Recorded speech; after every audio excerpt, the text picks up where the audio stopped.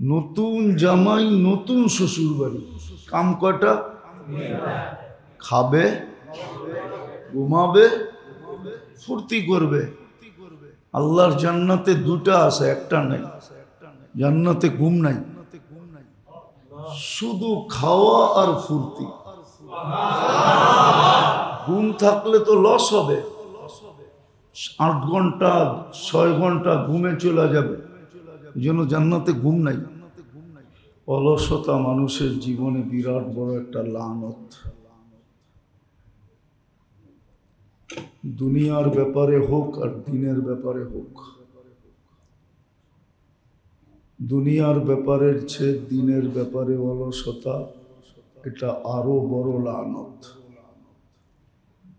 আরবিতে যদিও এটাকে কাসাল বলে, আল্লাহ রসুল সাল্লাল্লাহু আলাইহি ওয়াসাল্লাম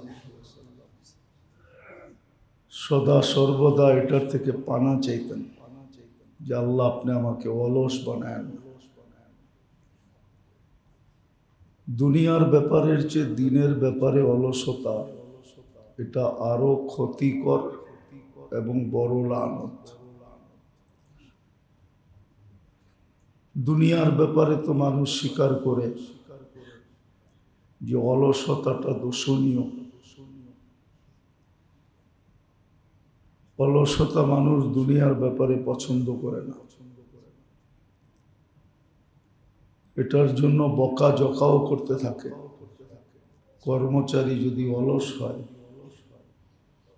তো মালিক বকাঝকাও যেমন করে, আবার দেখা যায় বেশি অলস হলে চাকরির থেকে বহিষ্কারও করে, বাদ দিয়া দেয়। দুনিয়ার অলসতার ব্যাপারে তো মানুষ সচেতন, এটাকে সহ্য করতে চায় না। কিন্তু আখেরাতের ব্যাপারে অলসতা, এই ব্যাপারে মানুষ সচেতন না। আমরা কেউ সচেতন না। যদি সচেতন হতো তাহলে আমাদের মুহূর্তগুলা গাফলতে কোনোদিন কাটতো না। গাফলত বোঝেন? গাফেল অবস্থায় আমাদের মুহূর্তগুলা কাটতো না, বরং মুহূর্তগুলাকে ইবাদতের রূপান্তরিত করার জন্য কোনো না কোনো আমলের ভিতরে কাটত। একটা আমল মানুষের জন্য অনেক সহজ, অনেক সহজ। সেটা হলো মুখ দিয়া সদা সর্বদা আল্লাহর কোনো না কোনো নাম জপা। এটা কিন্তু সহজ, এটা কঠিন না। কোনো না কোনো আল্লাহর নাম, জিকির যেটাকে বলে। এই জন্য এক সাহাবী আল্লাহ রসুলের কাছে আয়সা জিজ্ঞাসা করছে, ইয়া রসুল আল্লাহ আউসিনি, আমাকে নসিহত করেন, কিছু উপদেশ দেন। তা আল্লাহ রসুল একটা শব্দ বলছে,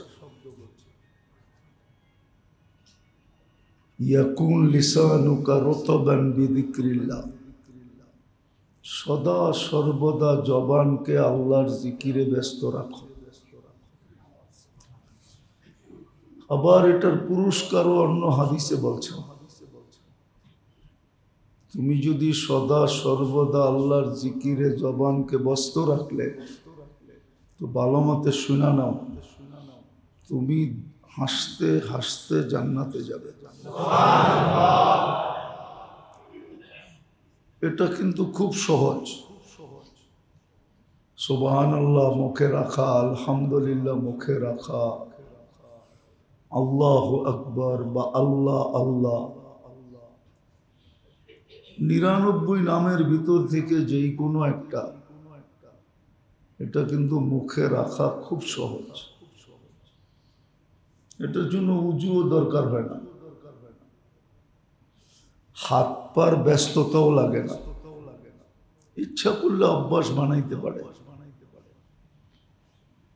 আসে কিছু লোক হয়তো হবে দুনিয়াতে, যারা জবানকে জিকিরে ব্যস্ত করে দিছে। কিছু লোক হবে দুনিয়াতে, হয়তো আমরা ওদেরকে চিনি না, কিন্তু হবে। এই জন্য বলতেছিলাম, অলসতা মানুষের জীবনে সবচেয়ে বড় লানত। এই জন্যই সুযোগগুলা, সময়গুলা কাজে লাগে না। অলসতাই মানুষের ভিতরে গাফলত নিয়ে আসে, গাফেল। এই জন্য হাদিসে হুকুমও আসছে, গাফেল হও না। গাফেলকে আল্লাহ পছন্দ করেন না। সত্য এটি, আল্লাহর ভালোবাসা আমরা চাই। সবাই আল্লাহর ভালোবাসা চায়, যে আল্লাহ ভালোবাসুক। কেননা আল্লাহ ভালোবাসলে বড় লাভ হয়। দুনিয়ার কোনো পদস্থ ব্যক্তি কাউকে ভালোবাসলে ওইখানে একটা লাভের ছোঁয়া থাকে। সম্পর্কের কারণে, ভালোবাসার কারণে একটা লাভ হয়।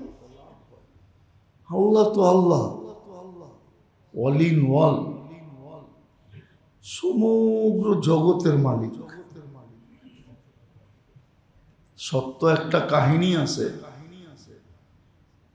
ওটা একটু ভাবলে বুঝে আসবে কিনা জানি না। হারুনুর রশিদ নামে মুসলমানদের এক বাদশাহ ছিলেন, যার রাজ্যের পরিধি অনেক লম্বা ছিল, 4 মহাদেশ পর্যন্ত ছিল। তখন মহাদেশ 4টেই ছিল, এশিয়া, ইউরোপ, আফ্রিকা, রাশিয়া। বাকি মহাদেশগুলো পরে আবিষ্কার হয়েছে। উনি এক কৃতদাসকে খুব ভালোবাসতেন, আয়াজ নাম ছিল, খুব ভালোবাসতেন। কৃতদাস হলে কি হবে, বড় বুদ্ধিমান ছিল। আর বুদ্ধিমান হওয়ারও একটা কারণ ছিল, কেউ জানতো না ও আহলে বাইত ছিল, আল্লাহর রসুলের আহাল ছিল। যদিও পরে জানার পরে আজাদ হয়ে গেছিল, আজাদ করে দেওয়া হয়েছিল। তো বাদশার আর ওর ঘনিষ্ঠতা মন্ত্রীবর্গদের পছন্দ হইতেছিল না। তো বাদশাহ পরীক্ষামূলক যে কেন ওর সাথে এত সম্পর্ক, এটা বোঝানোর জন্য মন্ত্রী পরিষদের ভিতরে এলান করছিলেন যে আমি কালকে কিছু জিনিস ছিটায় দিব, যে যেটা নিবে সে সেটার মালিক হয়ে যাবে। যেমন কথা তেমন কাজ। পরের দিন সোনা দানা ছিটায় দিছেন, ভান্ডারের দামি দামি জিনিস। হুকুম হয়েছে যে যেটা ধরবে সে সেটার মালিক। যেমন কথা তেমন কাজ। মন্ত্রী পরিষদ সব ভাঙ্গা পড়ছে, কে কোনটা কুড়ায় নিবে। কিন্তু আয়াজ দাঁড়ানো ছিল বাদশার পিছে, সে কোনোটার ভিতরে হাত দিতেছিল না। বাদশার সামনে ছিল মূল্যবান হীরা, বাদশাহ ইঙ্গিত করতেছিল তুমি এটায় হাত দাও, তো সে হাত দিতেছিল না। সে বাদশাকে জিজ্ঞাসা করতেছিল আপনার ঘোষণা সত্য তো, যে যেটার উপরে হাত দিবে ওটার মালিক হয়ে যাবে? বলছে বিলকুল সত্য। তো সে বাদশার মাথার উপরে হাত দিয়া দিছে।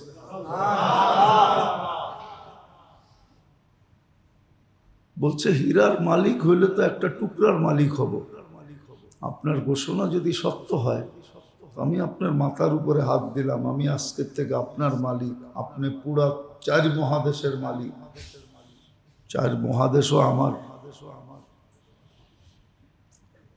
তো বাদশাহ মন্ত্রী পরিষদকে বুঝাইল, দেখছো কেন ওর সাথে আমার এত ঘনিষ্ঠতা, এই বুদ্ধি তো তোমাদের মাথায় আসে না।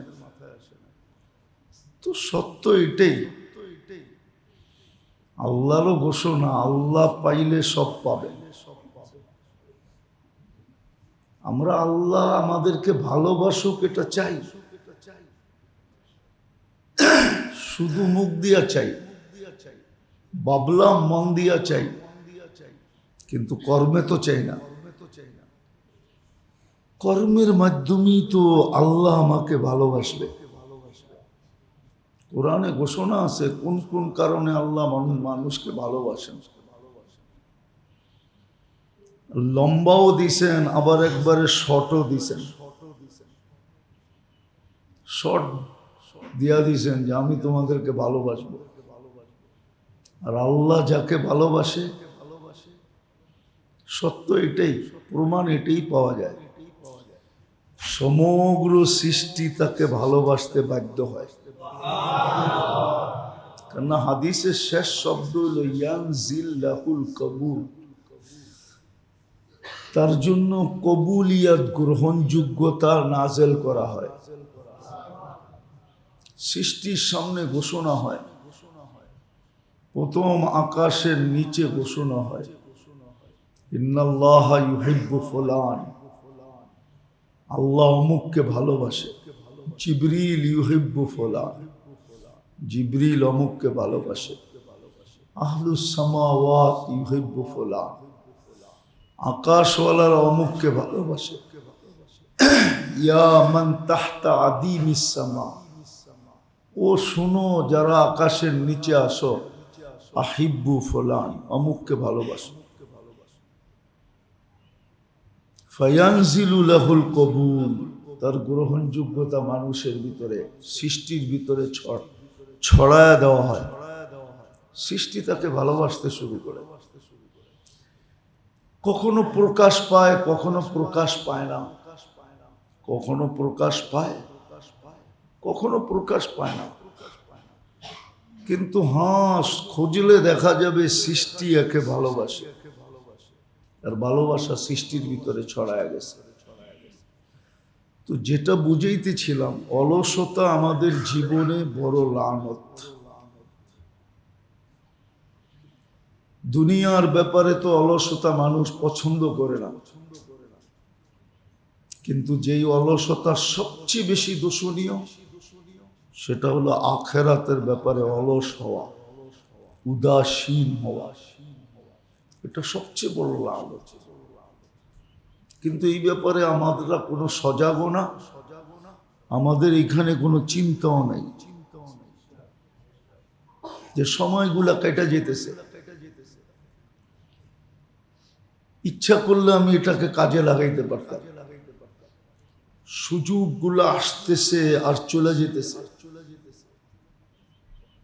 ইচ্ছা করলে আমি কাজে লাগাইতে পারতাম।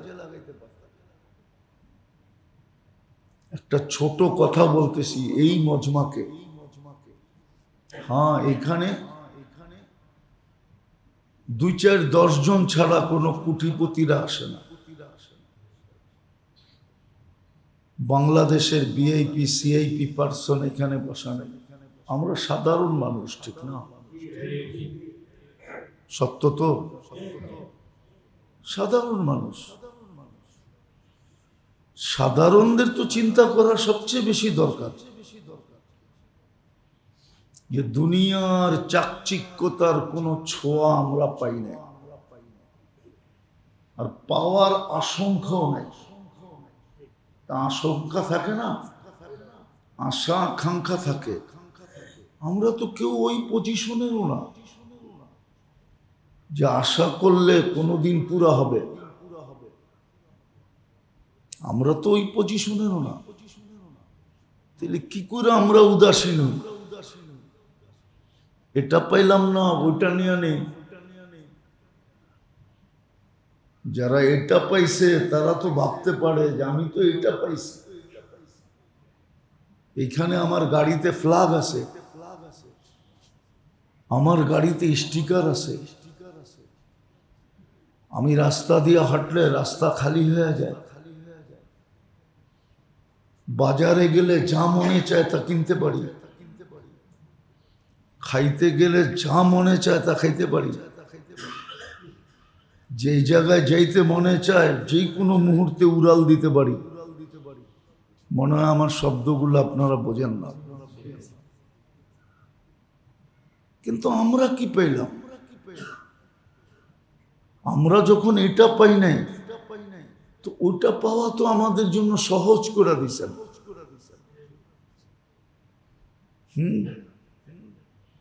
হাদিস দিতেছি আমি, আমিনু আলা রব্বিকুম, ইমানটাকে ঠিক করো, সল্লু খমসাকুম, রমজানের রোজাটা রাখার মতো রাখো,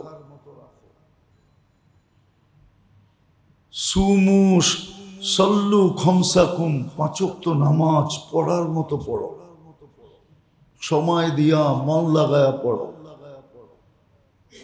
সহি শুদ্ধ পড়ো, সুমু শাহরাকুম, রমজানের রোজাটা রাখার মতো রাখো, রমজানটা কাটানোর মতো কাটাও। কটা হলো? তিনটা। তারপরে তো হুকুম আসলো, মুতু আদখুলু জান্নাতা রব্বিকুম, মরো আর তোমাদের রবের মেহমান খানায় যে ঢোকো।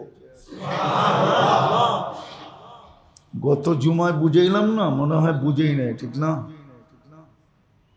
জামাই যদি নতুন হয়, নতুন জামাই নতুন শ্বশুর বাড়ি, তখন জামাইয়ের কাম থাকে কি? কি কাম শ্বশুর বাড়িতে? কি? খাওয়ান, ঘুমান আর ফুর্তি। কয়টা? খাইব আর কি করব? কি ফুর্তি? দুইজনে মিলা খালি ফুর্তি করব, ঠিক না?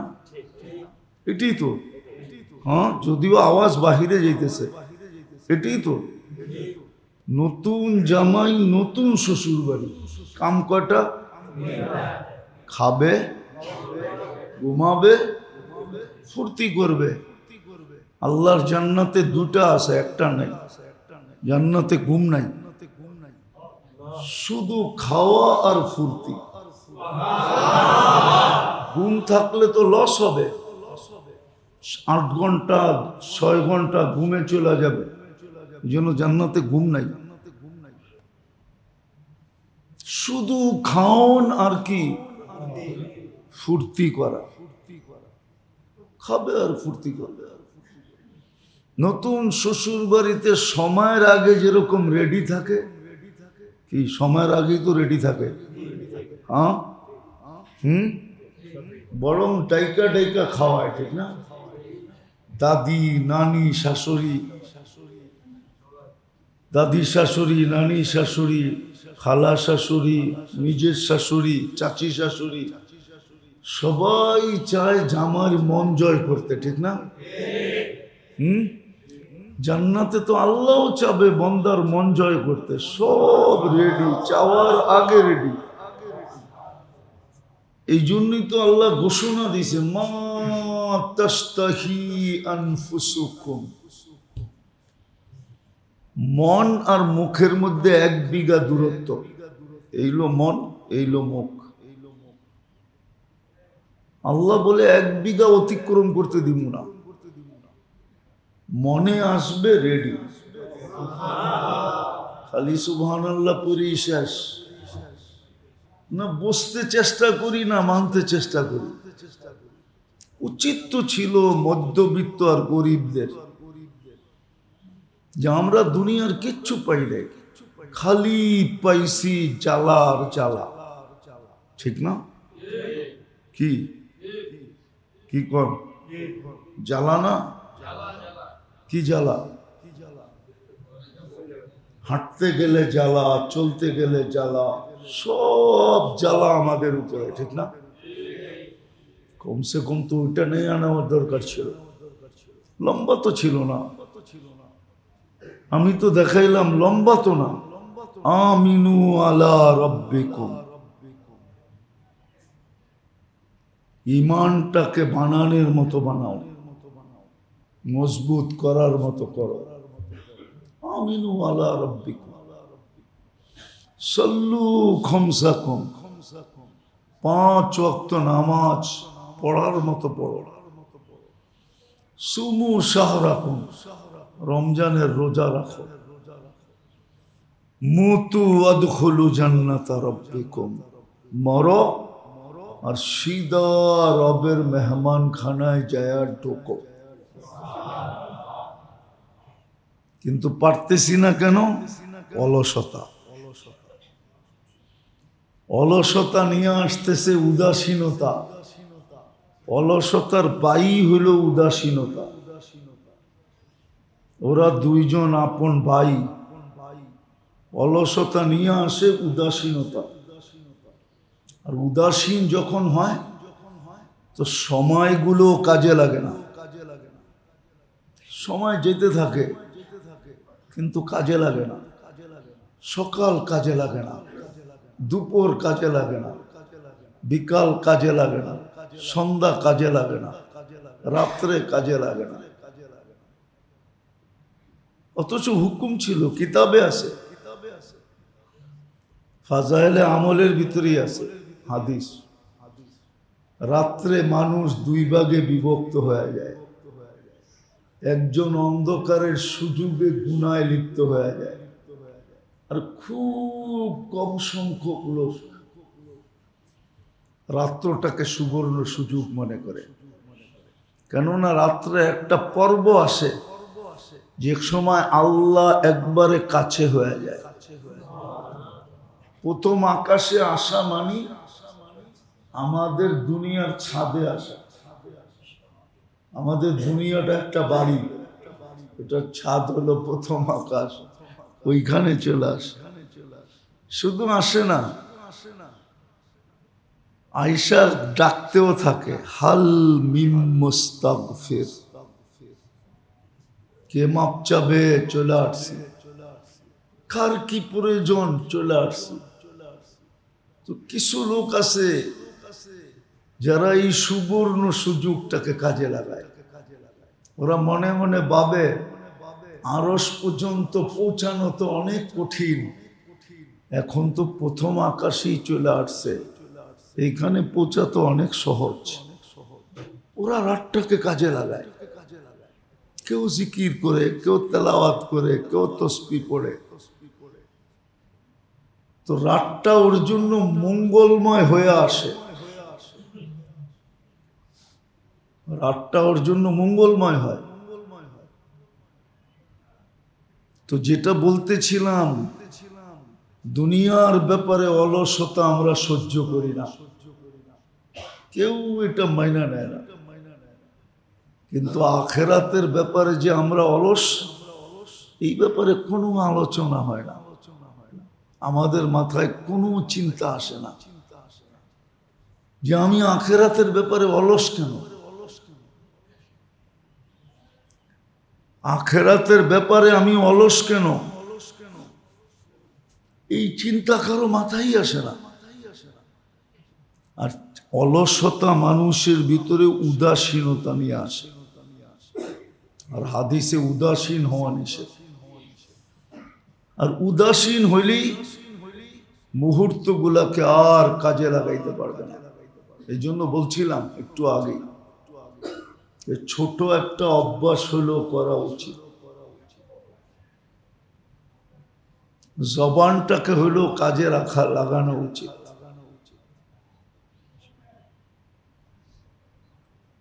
যদি না পারলাম তাহলে শিখা উচিত। এক তীর তিন শিকার